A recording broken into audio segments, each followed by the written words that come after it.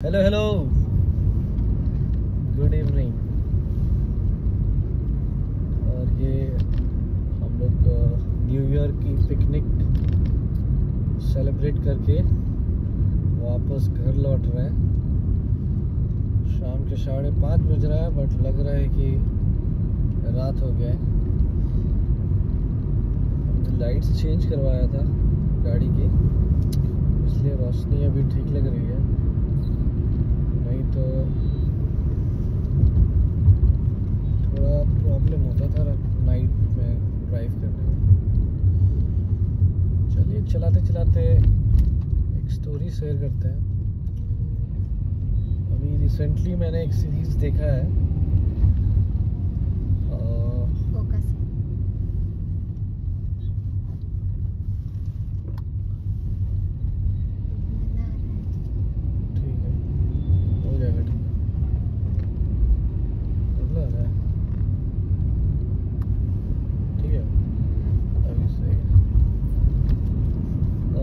काला पानी हमने देखा था।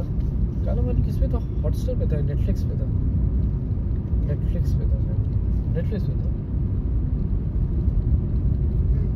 नेटफ्लिक्स पे।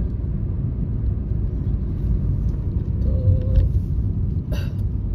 पूरी सीरीज अभी आई नहीं है, वो कुछ एपिसोड्स आए हैं, बिकॉज कहानी तो पूरा अभी अधूरा ही लगा मुझे, बट कहानी बहुत ही इंटरेस्टिंग था। और आई हाईली रिकमेंड जिनको भी साइंस से रिलेटेड कोई सीरीज मूवीज पसंद है, प्लीज़ गो फॉर इट। इसमें क्या है कि जैसे कोविड आउटब्रेक होता है, उसी तरह से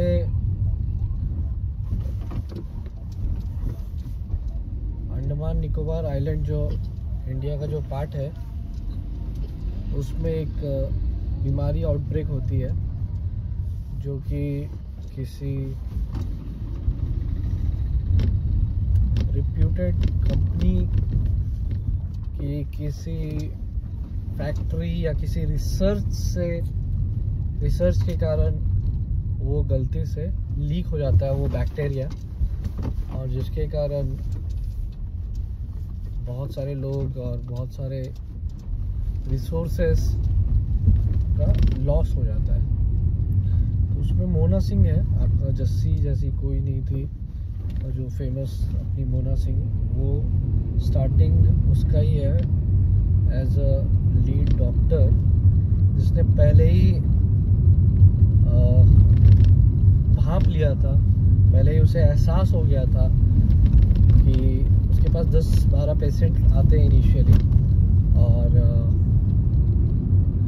जिन्हें फीवर और कुछ ऐसे सिम्टम्स थे, हिकअप्स, हिचकी जिसको बोलते हैं, ये सब आता है। और जिसकी वो एनालिसिस कर रही थी कि ये एक नॉर्मल बुखार या नॉर्मल जो सिम्टम्स है, ये थोड़ा हटके है, and it may lead to some outbreak और कुछ बीमारी जो कि अभी तक ह्यूमंस या दुनिया में अभी तक किसी को पता नहीं है, जिसका अभी तक कोई मेडिसिन या कोई इलाज, कोई क्योर अभी तक आया नहीं है। But since it was new year time, और बड़े बड़े फर्म्स और गवर्नमेंट, क्योंकि अंडमान निकोबार का मेनली आपका टूरिज़्म का ही सोर्स रहता है इनकम वगैरह का, तो उसमें कुछ बड़ी पार्टी होने वाली थी, and she was really against that. But कुछ जो प्रशासन के लोग हैं, जो गवर्नमेंट के लोग हैं, ऑफिशियल्स हैं, जो प्राइवेट फर्म्स है, जो बड़ी बड़ी फर्म्स है जो ये पार्टीज होस्ट करती हैं, उन्होंने प्रेशर डालना स्टार्ट किया कि नहीं, ये कोई आउटब्रेक नहीं है, आपके पास कोई थ्योरी नहीं है, कोई बेसिस नहीं है, आप किस कारण से इस इतनी बड़ी इवेंट को रोक सकते हैं आप। और वो नाकाम रहती है रोकने में, और उसको साइन करना पड़ता है कि कोई भी ये नहीं है, जिसके कारण वो इवेंट होता है, जिसके कारण लोग आते हैं, इंडिया भर से, दुनिया भर से लोग वहाँ आते हैं अंडमान निकोबार में। और ये आउटब्रेक फिर एक्चुअल में आउटब्रेक बन जाता है, जिसके कारण जो लोग वहाँ पे 10-12 लोग जो फंसे हुए थे रिसर्च स्टेज में, जो मोना सिंह जिस पे रिसर्च कर रही होती है, उनको भी हिकअप्स वगैरह आने लगते हैं और उनकी भी धीरे धीरे डेथ होनी चालू हो जाती है। तो उस कहानी कुछ इसी तरह से स्टार्ट होता है। उसके बाद फिर आपका एक्चुअली अगले ही एपिसोड में मोना सिंह की एक्चुअली डेथ हो जाती है, because she was very much into it, और वो जांच करना चाहती थी कि ये कैसे हुआ, कहाँ से हुआ, what is the source of it. और उसके कारण, बिकॉज आपको सोर्स नहीं पता चलेगा तो आप उसका क्योर क्या ही निकाल पाओगे, जिसके कारण कि वो एक कस्बे में जाती है जहाँ पे ट्राइबल लोग रहते हैं, और वहाँ पे उसे पता चलता है कि पूरा जो गांव था लोकल वो पूरा ख़त्म हो चुका है। तभी उसको लगता है कि ये बड़ा ही एक हादसा चालू हो गया है, आउटब्रेक, जो कोरोना जैसा एक बीमारी, और जिसकी वजह गर्दन के पीछे कुछ ब्लैक डॉट्स हो जाते हैं। उसके बाद फिर लोगों की मृत्यु होनी चालू हो जाती है। There is no cure, no vaccine और समथिंग लाइक दैट। तो उसके आगे एक PhD की स्टूडेंट रहती है जो कि मोना के साथ बहुत ही क्लोजली काम कर रही होती है, उसको बहुत सारा नॉलेज रहता है। तो उसको एक वो लोग को एक हिंट्स मिलता है कि एक प्लांट है जिसको कि पहले, क्योंकि ये पहले एक बार ये बीमारी आ चुकी थी during the world war 19 I don't remember the dates, the year, but कुछ डिकेड्स पहले वो आया हुआ रहता है, जिसके कारण वो उसका रिसर्च करके वो लोग निकालते हैं कि कुछ एक प्लांट है, बट जहाँ पे वो प्लांट होना चाहिए था वहाँ पे जो फर्म, बड़ी बड़ी फर्म्स है, एटम और ये सब कोई फर्म्स का वो लोग ने नाम लिया है, सिंगापुर की कोई कंपनी है, तो वो लोग ऑलरेडी उसको डिस्ट्रॉय कर चुके होते हैं, और वहाँ कोई भी वैसे प्लांट्स रहते नहीं हैं, जिसकी वजह से it's very hard to confirm that ऐसा कोई मेडिसिन अभी तक है जिसके लोगों को बचाया जा सके। फिर वहाँ का जो हेड रहता है, मेयर, जो पुलिस ऑफिशियल्स रहते हैं, गवर्नमेंट रहती है, वो उसको डिक्लेयर कर देती है एज अ इमरजेंसी। लोगों का आना जाना बंद हो जाता है, और इसी तरह स्टोरी आगे बढ़ती है कि कैसे कोई जो बड़ी बड़ी फर्म्स के लोग हैं उनके लिए प्रशासन और लोग बहुत क्लोजली काम करते हैं उनको बचाने के लिए, और बाकी लोग जो है वो मर रहे होते हैं, कोई जो आम जनता है। इसमें आपको 5-6 स्टोरीज है जो एक साथ आपको धीरे धीरे मर्ज होगी।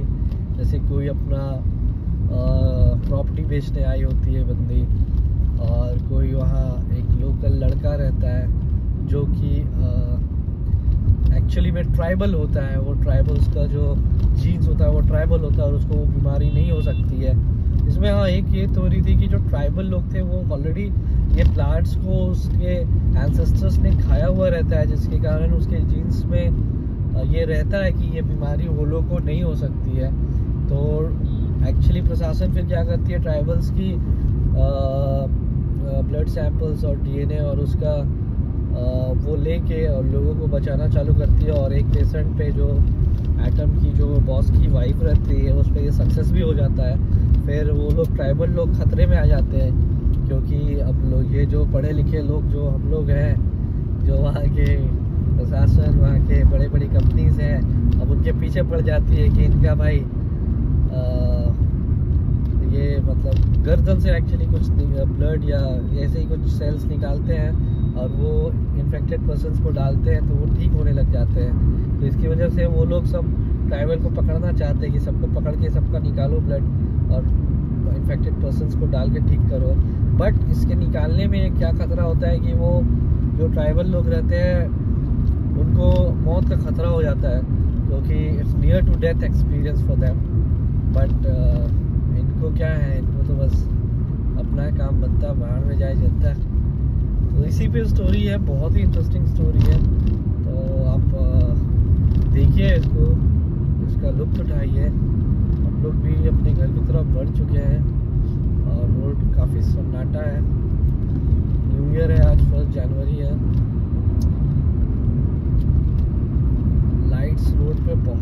कम है।